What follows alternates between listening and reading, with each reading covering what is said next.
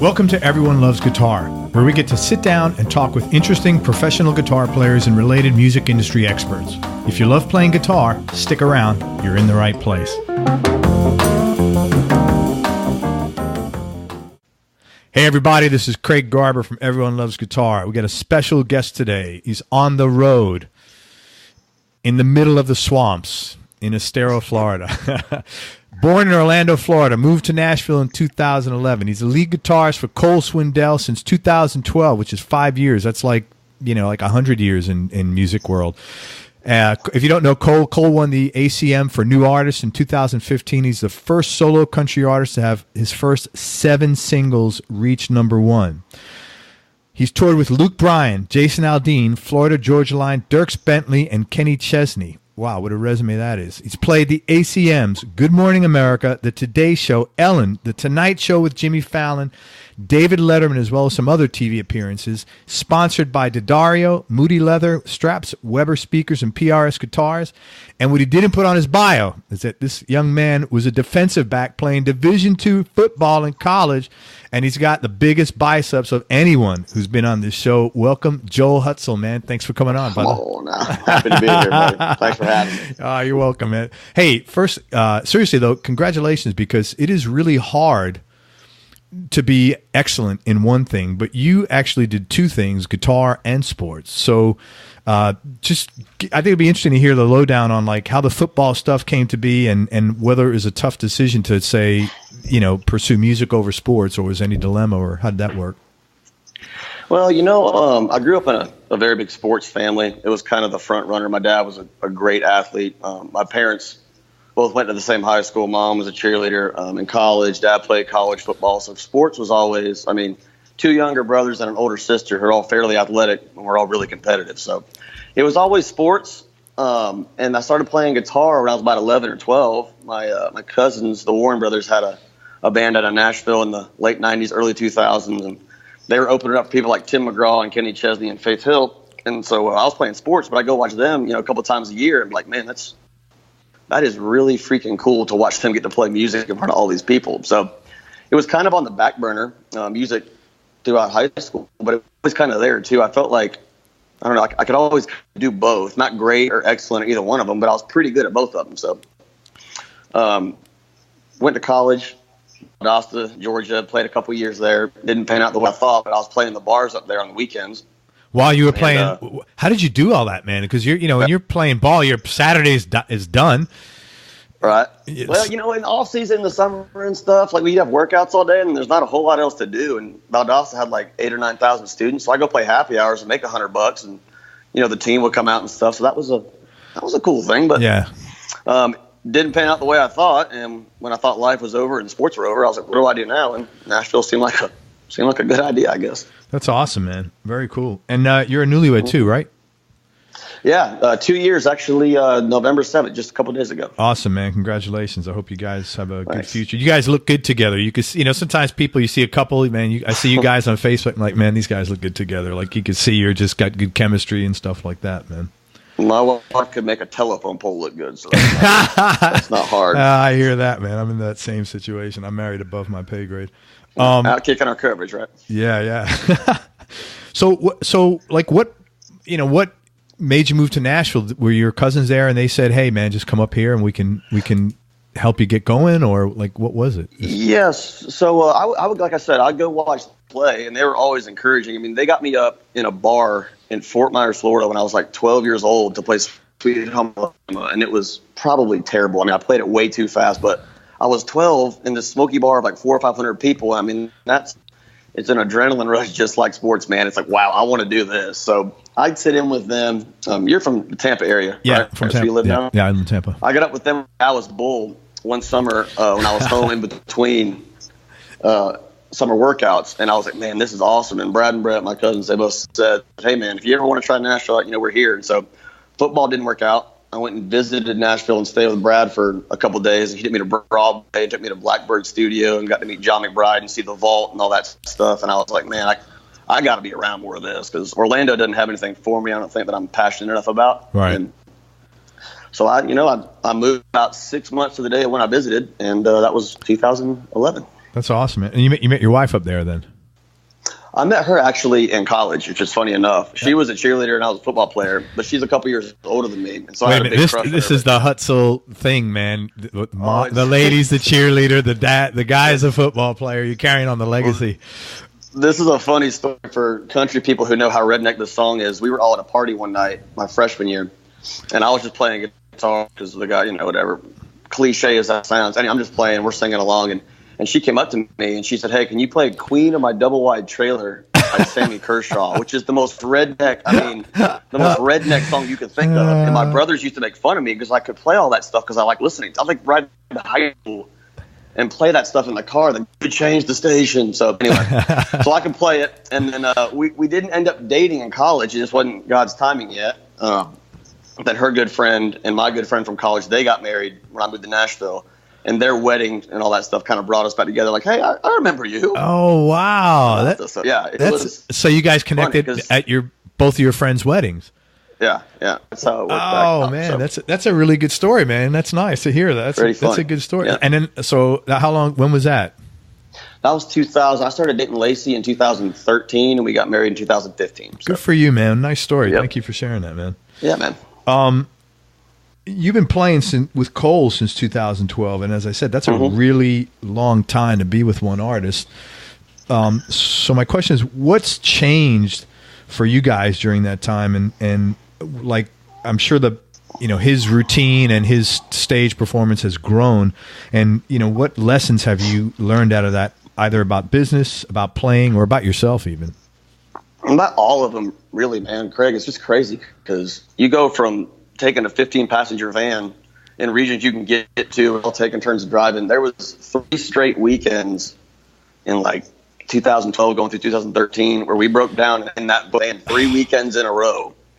And it's just funny because you just meet people along the way, but you don't think about it. You're loading your own gear in. You're in these clubs. You're playing at 12 o'clock at night because they want college kids pounding drinks and more kids to get in there for that $5 cover. But then you get to this stage where, we've been out with some very successful artists and had some, we opened for Luke Bryan, we've opened for Aldine, Florida Line, all those people. And I was so green, I didn't think about, we carry our own lights now and we carry all of our stuff. You know what I mean? Like, it's how the whole thing grows from like, we were out with Luke Bryan the first year of the record deal. We had just our amps and drums on stage. Then they bring Strems out, which is like Cole has a logo that they just roll out. And then after that, it's like there's a light show behind us now. And now we're carrying like a 60-foot video wall. It's just funny because I don't know what I was thinking, but just due to the whole thing, I was like, I'm along for the ride. And to watch it grow like that is crazy.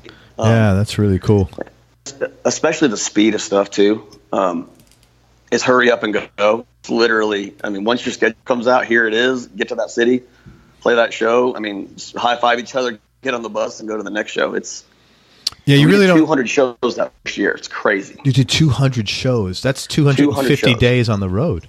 Absolutely. Wow. Yep. How many shows a year did you do this year in 2017? We did 120 this year, so it's been about 20 shows less a year. So it's getting to that 100 range, which is pretty sweet. That's home a lot and gone a lot. Right when I get home and start itching about I need to get back on the road, get out of here. You're good. Get out of here. But it's a good balance this year. Yeah, well, that is good because you could also now start projects in town. Do you live in Nashville? Where do you live? I do. I live in Nashville. Me and my wife bought a house outside of Brentwood about 2.5 years ago. Congratulations. That's good. That's where I'm staying next week in Brentwood. Oh, there you go. That's funny. It's a good spot. That's good. So now you got your house, and now you can start doing projects because you're slowing down if you want to, which is great, right, man. Are you working on anything else right now, or just Cole stuff? The songwriting has become a big thing because, like most guys say, I'm 28 right now, and I don't have any kids, newlywed, so the road's pretty sweet, and it's a fun gig. But the days do get long, and like I said earlier, when that schedule comes out, man, they got you. Unless it's a immediate family member in trouble or having a wedding or something, it's like you better be there because just like anything else, Nashville's competitive. Yeah. And but yeah, songwriting's a big one because I feel like I'm fairly creative and quick-witted. Now, some of the guys in Nashville, it's insane just how good they are. Like guys like Ashley Gorley, who've written 35 #1 singles. It's just. He's closing in on like Paul McCartney, which is when you're closing in on a Beatle. That's a different thing. But I'm definitely interested by it, and I try to write a couple days a week when I'm in town and have some time off. And between balance riding the road and hanging out with the wife, it keeps you busy for sure. Good, man. I'm glad you're doing that. Even if nothing, quote, nothing comes of it, it's nothing's ever lost when you're doing something creative, you know? Mm-hmm. Well, it's cool, too, because, I don't know, do you know Adam Schoenfeld? Yeah, I interviewed Adam, sure. Great dude. He wrote a song for Faith Hill just being around because John Rich from Big and Rich, who Adam used to play for, they were on the road one day, and John just started playing a song he thought Faith would cut, and Adam jumped in on that song, and songwriting is definitely where retirement is and all the good stuff. So it's just cool to be around it. And that was the number one thing that they did. Mm-hmm. Yeah. He was which is crazy because he was down here recently, and we actually met for lunch. We hung out. He's a very funny cat. He's a monster player, man. Good dude too. Yeah, very good guy. I haven't heard him play, unfortunately, but that's the next thing everybody says. That what a good player he is. So you said 2 brothers and 1 sister? That's right. Yep. What kind of jobs or what kind of work did your mom and dad do? Dad was a salesman. He would sell packaging material, stuff like boxes, bubble wrap, and all that stuff, and kind of did his own thing. He had his own business, and Mom raised us until she was at home until I was in about 10th grade, and she's taught at the same high school we all went to ever since then. So, what high school is that? Gosh, it's got to be 10 or 12 years now. Boone High School in Orlando. That's cool. And she's the cheerleading coach, and they won a couple state championships. My brother was a quarterback. It's just funny how. Yeah. Well, Orlando is such like a big city. It's such a small town feel where we grew up, which is cool. Yeah, well, it's too. You have the typical like Florida native accent too. Yeah. I've heard that before. Yeah. So, like, who turned you on to guitar first? Was it your cousins? Yeah, my cousin Brad is a great player, and honestly, he was my first guitar influence, and I would just watch him play because he used to wear out this Eric Clapton Stratocaster on stage. And I mean, seeing him, you know what I mean? Like, them playing 20 minutes before Tim McGraw when you're 12 or 13 years old is like, this is the coolest thing ever. Yeah. And I think in a way, they kind of made Nashville as a dream seem tangible because it's like, well, if they can do it and they're letting me sit in with them, and they wouldn't BS. They were like, I think you could do this if you really focus on it, because it just made it like, well, if they can do it, if I work hard enough, maybe I could do it too. So I would watch him play from up close, the sound booth, like sneaking into bars and stuff was like we're up and close. It was like, man, and he can play, buddy. I'm telling you. So their records would come out and I would try to learn all his guitar parts. And we always laugh, if he was Keith Urban, I might be a lot better right now, but what can you do?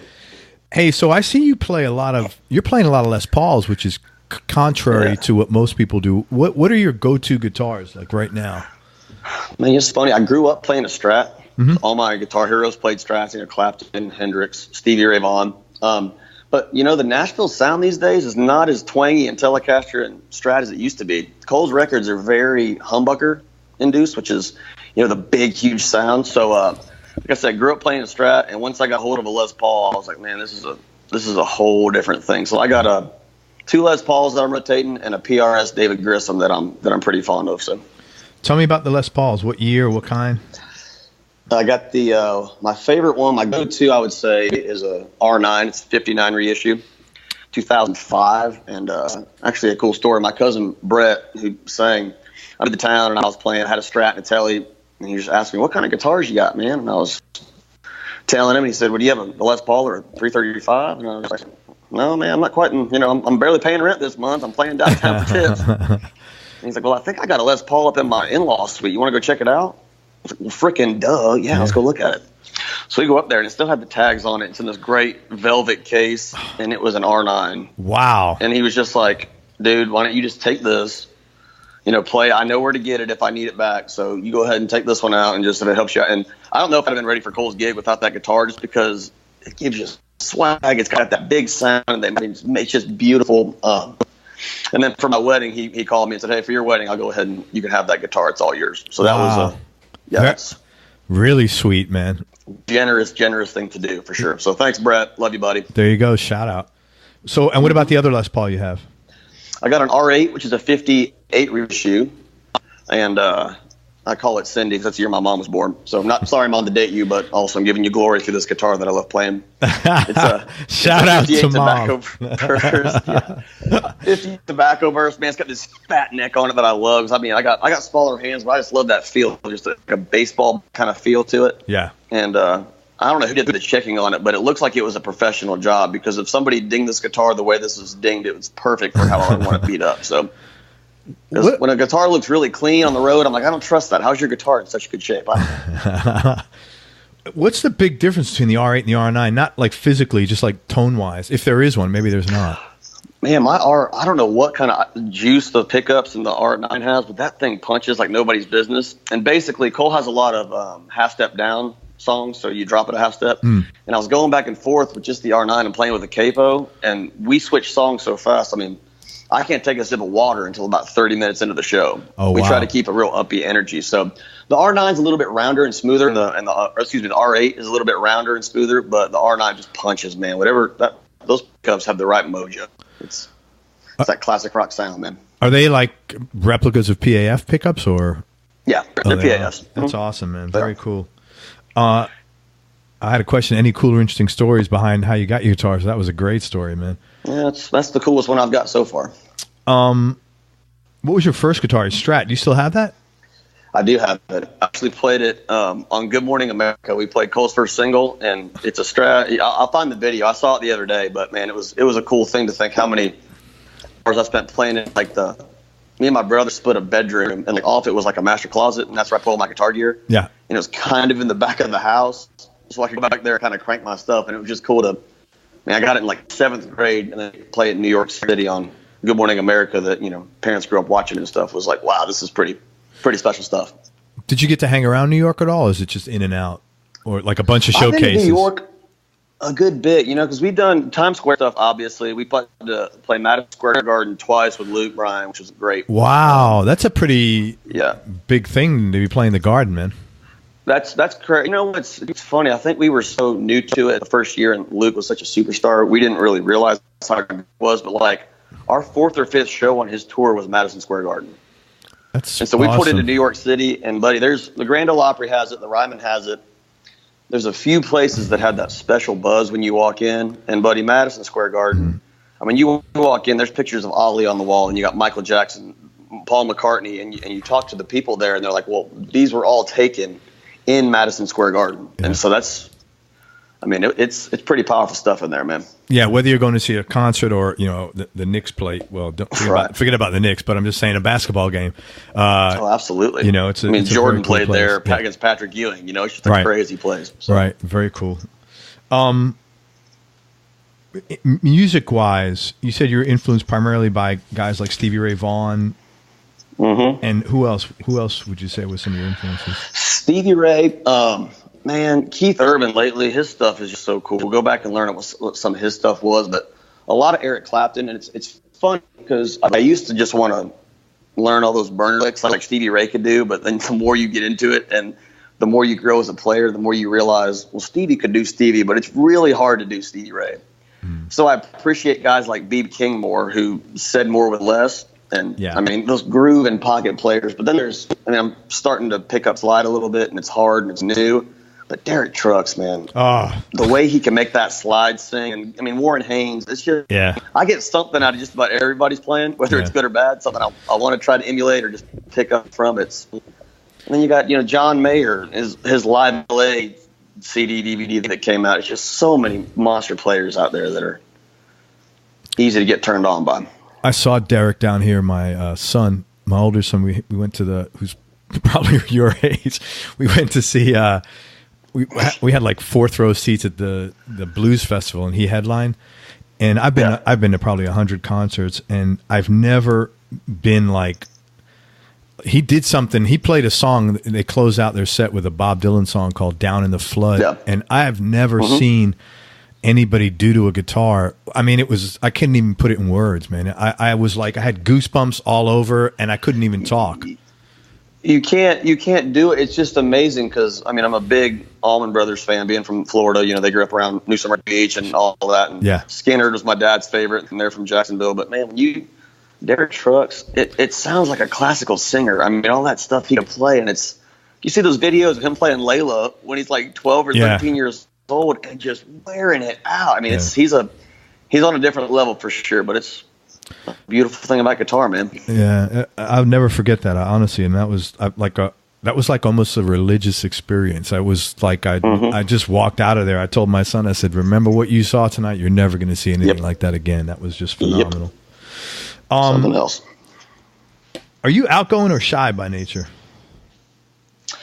You know what's funny is my wife always laughs at me because, like, when we first are going somewhere, like, I might not be the first guy to want to go, and I kind of, like, not complain about it, just kind of be like, I don't really want to go. Right. But then as soon as I get there, I have more fun than anybody. and I think that's kind of from being on the road, man. You can imagine being gone all the time and living on a tour bus with 6 dudes around at all times or more. It's just kind of like, when I'm home, I want to veg out and just chill. You know what I mean? Like, do my thing in town and be home. Like, I like being home and eating dinner and going to bed at 10 o'clock when I'm home. 'Cause on the road, I'm up till 3 a.m. eating pizza. You know?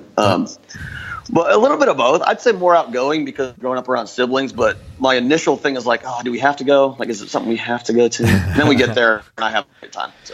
That might be a husband thing because I do that, and I'm never on the road. It's just like I don't want to do this. My wife is so funny. She's like, "You sure are having fun considering you hated your second getting here." And I'm like, no, might as well make the most of it once we actually get out of the car. There you go, man. But yeah, were you the oldest of your? No, my sister Caitlin is the oldest, and we're a lot alike. We butt heads a lot because it's like she's the oldest, but I'm the oldest male, so it's like that.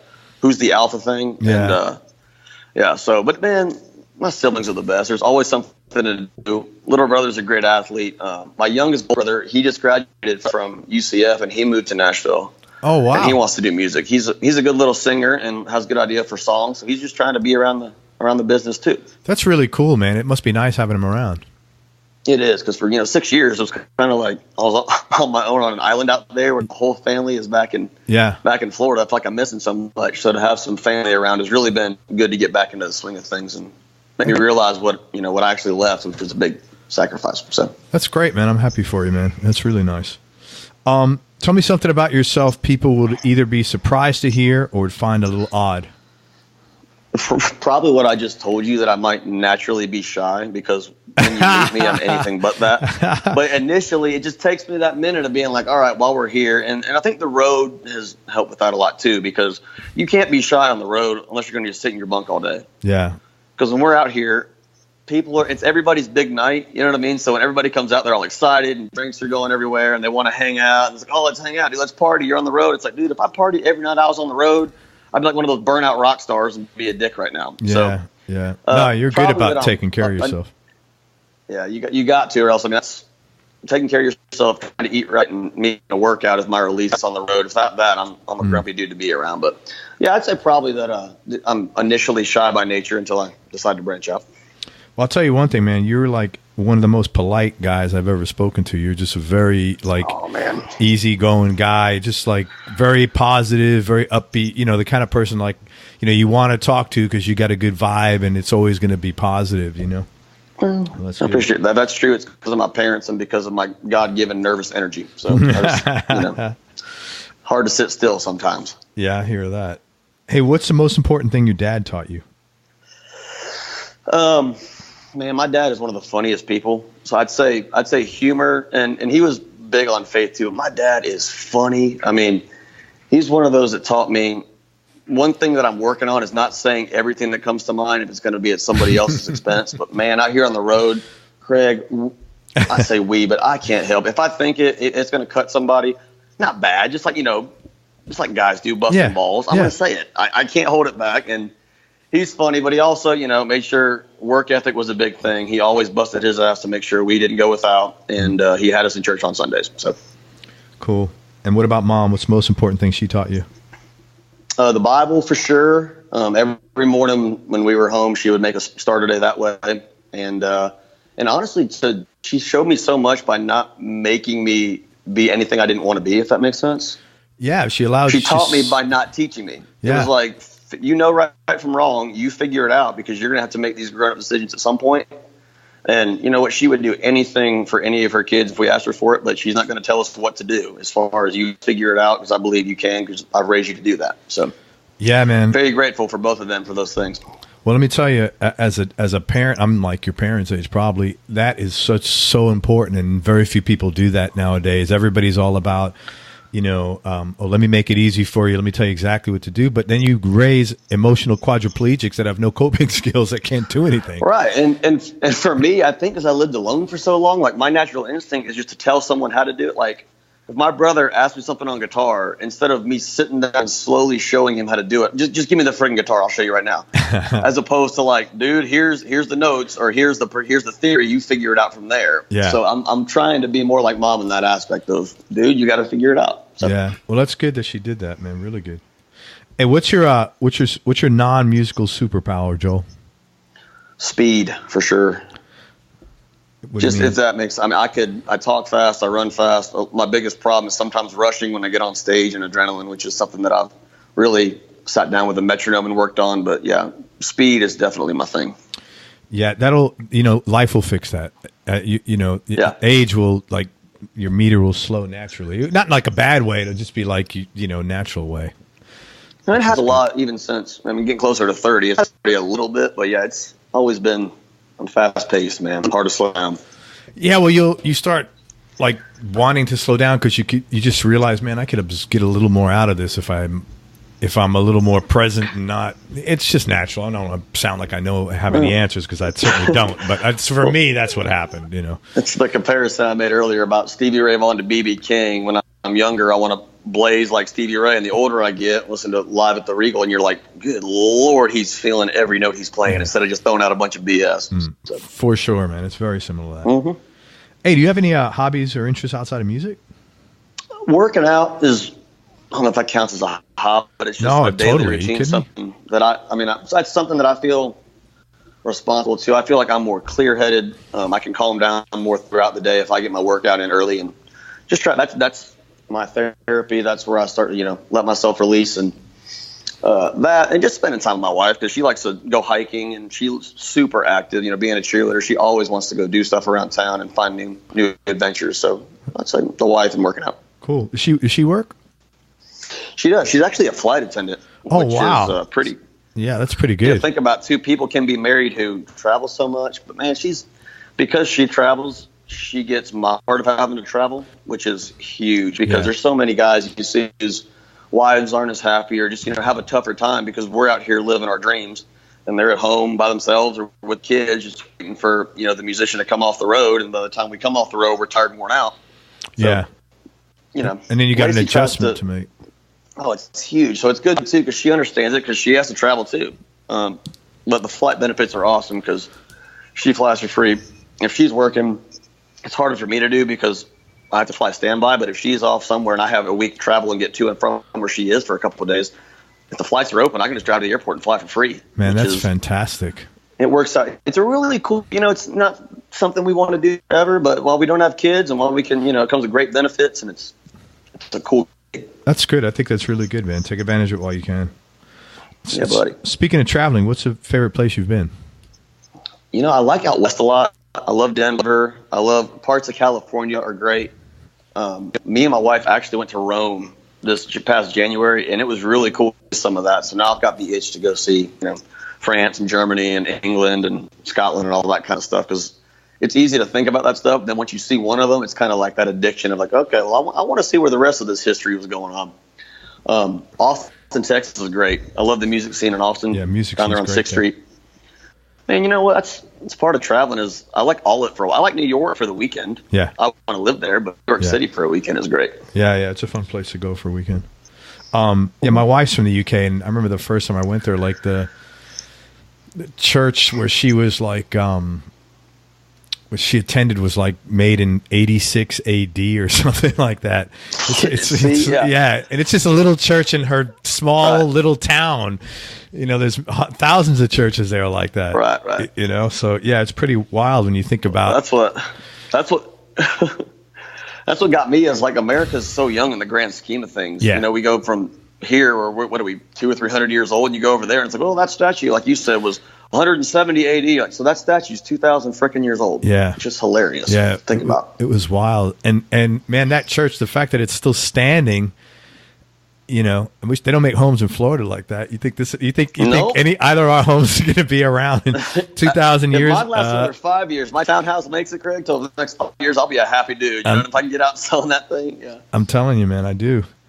Hey, anything that you're currently trying to improve on? Like, it could be musically, personally, business, anything else? I think I mentioned earlier, I'm starting to play slide, which is an extremely humbling experience because at a quote-unquote professional, which I still don't feel professional 90% of the time as a guitar player. But why is that? Guitars, I don't know. Because I feel like I see guys that are so good and that are so established. You know, Cole's really cool about inviting us to come watch because we don't play on his record. But we actually just had a really cool opportunity. Sorry to sidetrack, but no. He has a down home sessions every year that comes out, and it's like just 5 kind of songs that are new songs that aren't going to be on the radio, just stuff he's written about, he's passionate about. It's like a side project. Well, he's a really good songwriter. Cole's written number ones for Thomas Rhett, Luke Bryan, Florida Georgia Line. He's got cuts all over the place because that's kind of how he got us. So he went back and cut a lot of the songs he wrote that other people have cut and did acoustic, and our band got to play on it. So that's our first master session, which is really, really cool to get in the studio for the first time and get to play. It was awesome. You play acoustic, or like you played acoustic? Yeah.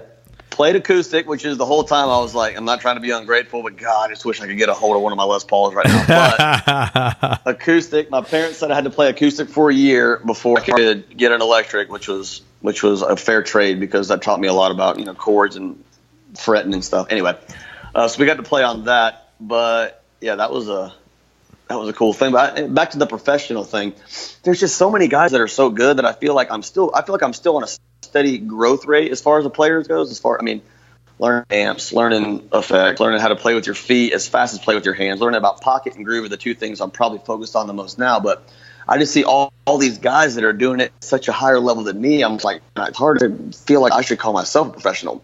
As much as I feel like players on the road, I can usually hang with there's guys in town, and there's even road players. There's guys that are just freaks, man. I mean, they put hours and hours and hours and hours into it, and that's what I'm trying to get to. Yeah, but you know what? Those guys feel the same way. Well, I don't know. No, those guys are feeling the same way. Man, I need to be better. There's guys that are better than me. Mm-hmm. You know, so the bar, no matter where you are, I mean, just think of it. 3 years from now, 5 years from now, let's say you're 40% of a better player, which is probably not possible. But you know, let's say you were, you're gonna be sitting there saying, "Man, I need to get better." Right? You're not going to be sitting there saying, "Oh,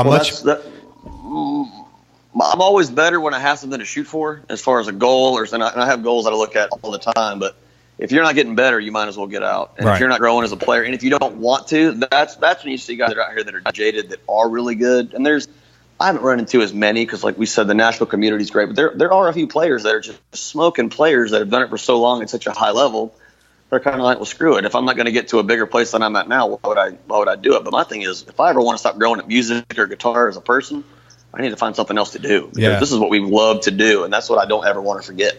Yeah, for sure, man. I agree with you on that. No matter what you're doing, but I totally get that. But you're a professional, trust me. No, but the passion thing, I think the slide thing is going to be a humbling experience because playing guitar for 16 or 17 years now, I can kind of pick up most things that are standard tuning, or like a standard song, not perfect, but fairly quickly. But a slide, playing open E tunings or open A and just rethinking the fretboard, and then it's a whole different technique with your right hand, man. It's having to mute strings and play it's a whole different feel. And it's funny. I feel like around the house, my wife was like, how much longer are you going to play the slide today? Because I've heard the Star Spangled Banner 52 times. And like, well, it doesn't sound right to me yet. And it's kind of cool to go back and feel like I'm 12 and just learning the guitar for the first time. How come you're focusing only on open tunings? Well, it's just that's, to me, a lot of the Fillmore, Dwayne Allman played out of all open tunings. And that's the kind of stuff that I've been listening to lately. And it just makes them more sense. That's why they did it in the first place. It makes more sense to be able to grab those notes out of that one, positioning. It's because slide's not like you don't have access to all 4 fingers, man. It's you got that one part and to get to it. So it's a fun journey, and it's going back to making me learn it slow, learn it right, because you can't rush and fake through this. It's a new monster. Yeah. Hey, talk about that for a minute, because I think that's a big secret that people don't know, that the benefit of, you know, you hear a lick at whatever 100 beats per minute, and you can't play it, and then you do it and you half-ass it. But explain why it's kind of better to learn it at 70 or 60 and then ratchet it up. Growing up, like I said, you want to play the fast stuff you're seeing, the harder stuff that you can't play, because that's what makes you attracted to the instrument. If I could go back and start the blues with Robert Johnson, just his right hand groove and doing it slow and doing it right, and I wish I had focused more on feel than chops and pocket, which is where you line up with the other guys on the stage, because I'm more conscious of it since being on the road. But before, I didn't play in as many bands growing up. I played in church band, and my church band was actually pretty good growing up in high school and stuff. But you got to learn it the right way, because taking shortcuts like anything else in life ain't going to get you there. I mean, there's 1,000 guys I know that can play licks, but if you can't play it in time and you can't play it in groove, what's the point of it? It's just, you're a shredder, and there's nothing wrong with shredding. There's time and a place for it. But, man, it's a feel thing, and it's learning it the right way with the right techniques and really getting it. And the metronome, I can't preach it enough. I've only gotten serious with a metronome probably the past year or two, and it's improved my playing as far as, like, I think a lot of guys do it. When I'm going to play guitar for a half hour a day, and you just sit there by the couch watching TV, or just sit there and just noodle and do your favorite licks a couple times. Not in time. I can't tell you the last time I picked a guitar up when I didn't have a metronome or some kind of goal to go with it, because practicing with intent is way more important than just holding a guitar. Yeah, for sure, man. Toughest decision you ever had to make, or the hardest thing you ever had to do? Man, I don't know, honestly. I would say moving to Nashville, but that was the biggest blessing, because moving was, leaving aunts, uncles, grandparents, brothers, sisters, friends, everybody back home. But I just feel like I was guided by somebody else to get up there, and that's where my faith comes into play. But it was a hard decision at the time. And for the first 6 months, I moved in January, and it was cold and snow, and I'm from Orlando, which if it gets below 60, we're wearing hoodies and toboggans. So it was cold and snowing. I didn't know anybody. I was living at my cousin's house for a month, and I moved in with people I didn't know hardly at all, and I just couldn't find a gig at all. And in Orlando, I was playing 2 or 3 times a week between church, and then I was just playing acoustic gigs around town at bars and restaurants just for tip money and stuff. And it was like, man, this is it's humbling, and it's hard and it's scary, but moving is the toughest and best decision. So you said it was the toughest thing and the best decision.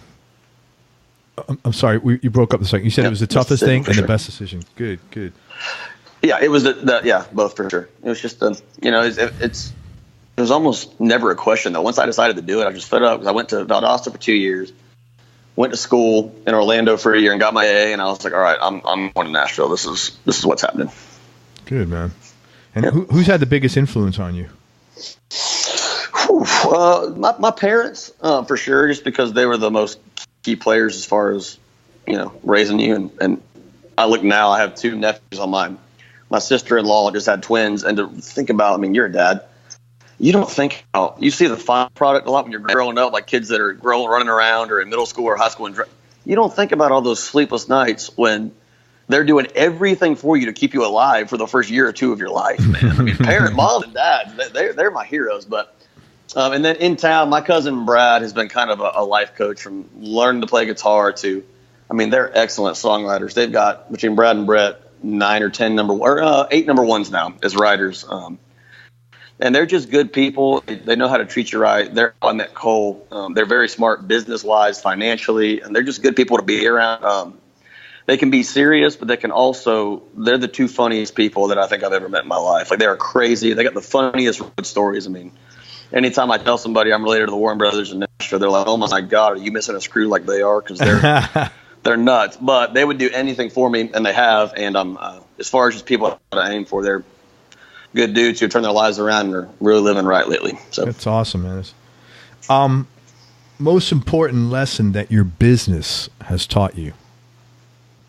I've always kind of had this, because I'm an undersized football player, but work ethic is countless. Man, you can't put a price tag on that. I don't think. First of all, I didn't want to, and second of all, I couldn't, because I had to pay for the rent somehow. But just don't say no to a gig. And know what you're worth, though, once you get to a certain spot. There's times where before I was on the road with Cole, it was, dude, take anything and everything you can, because you never know who you're going to meet, who you're going to come across, what you're going to learn. and ever since then, it's been, I still play in town sometimes if people are in a jam because I like to play. Yeah. And that's how I met Nicole, and you never know who else you're going to meet. You know, it's just work your ass off and then know what you're worth once you get there, as far as like, here's what my time is worth, here's what my energy is worth, here's what this gig is worth to me. And I'm just so grateful to be where we are, because Cole, I met him at this blues bar out at the Double E with one of my best friends in town, Kenneth Wright. I was playing the blues with a bunch of, 50, 60-year-old guys. That's what I like playing. Right. And my cousins are like, there's a young writer in town who's getting some looks at potential record deals. Like, would you want to be interested? And I'm like, well, yeah, I'm playing the night for $35 and vodka and Red Bull, sure. So, and this kid, Cole Swindell, comes out, and it's just funny. He's from Georgia. I went to school in Georgia. My future wife's from Georgia. You make all those connections, and then he's a huge sports guy. I love sports. And so me and him were just kind of friends before the whole thing took off. And I was just thinking, if I hadn't taken this gig with one of my good friends at this blues bar for $35 and vodka and chicken fingers, would I have met Cole Swindell, who ended up being the guy who's been paying my bills and allowing me to buy a truck and a house, and just crazy when you think about it in that aspect of, if you just say no to a gig, you never know what's going to happen or what's not going to happen. So, I've heard that. I would say work ethic's a big thing. From guys that are hustlers, the most important lesson that they've learned is never say no. Never say no. And even like to the extent where... and there's a... No, go ahead. No, go ahead. Well, it's like you were just saying, you can't afford to. I mean, at the point, like I'm saying, like, I don't get me wrong, I needed that $35 in tips. But at the same time, it's like, it's 20 minutes from the house. It's kind of, it's kind of rainy, whatever it is. Yeah. You better take every gig you got, because... And look what happened out of it. That's good, man. That's great story. And this good serendipity, man. I like that. Yeah. Last question, brother. What's your definition of happiness? Understanding that changes over time. Yeah, it does. Faith in God and Jesus, because that's what keeps me from going crazy. I've got a big faith I've raised in it, and I feel like without that, there's a lot of evil stuff going on in the world, and a lot of stuff it's very hard to understand. And for me, my assurance during all that is that there's a higher power that's in control, and His word says He's working for good, and I believe that. And just trusting in Him, because that's when I can find peace. Whenever I think that I've got life somewhat figured out, or think that I might have the answers to something, I just realize how humbling I am, because it's not true, but I do have my faith and trust in someone who does, and that's what I'm banking on. So that to me is happiness, is with Jesus, and then, man, spending time with my wife, because she's the best thing that God's ever given me, for sure. And I mean, she treats me better than I could ever treat, and pushes me to be the best person that I can be. And I would say faith in God and faith in God and faith in Lacey. Yes, that's right. Jesus and Lacey. I got to get a T-shirt. Well, man, I really appreciate your time. You're an awesome guy. I'm really happy that everything's going your way. You're a very cool, super nice guy to talk to. I've really been looking forward to this. Anything you want to promote or anything, or how can people send you money? Yeah, people can send me money on Instagram, Facebook. I'm just kidding, but just kidding, but not really. Get into recording and get into writing, man. And if anybody needs some guitar work done, happy to do that. I'm on Instagram at jhut7, Facebook, just my name, Joel Hutsell. I think you'll have it on the front of this thing. And other than that, man, just like you said at the beginning, is PRS. Thank you so much to Bev and even Paul for all the guitars and just the ability to make gig work, and Moody Leather, Weber speakers, and Diodario Strings and Company. Man, you guys make this ship able to sail, so I wouldn't be here without y'all. Dude, thank you very, very much, man. I'm glad that we got to connect, and I'll look forward to you coming back here in a couple of years or whatever, and seeing what the rest of how the rest of the story looks like, man. I'm excited for you. We'll get you a ticket next time we're in the area. You got I definitely we'll definitely come check it out. We'll hang out. Hey, everybody. Thank you so much for listening. I hope you enjoyed this interview as much as I did. Many thanks to Joel Hutsell for spending his time with us. I really appreciate it. If you want to check Joel out on social media, his name is Joel, Joel, Hutsell, Hutsell. When you see the guy with the big arms with a cool looking Gibson in his hands, you found the right dude. And what is it on Instagram? jhut7? jhut7, jhut7. That's right. There you go. Joel, thank you, man. I appreciate it. Thanks for spending time with us. I really appreciate it. Yeah, awesome, man. Everybody, go to everyonelovesguitar.com. Sign up to get notified about future episodes, along with some cool stuff we have for guitar players. Now, be nice. Go play your guitar and have some fun. Till next time, peace and love, everybody. I'm out. We hope you enjoyed this show. If you did, subscribe to the Everyone Loves Guitar podcast, and you can do this online at everyonelovesguitar.com or on iTunes.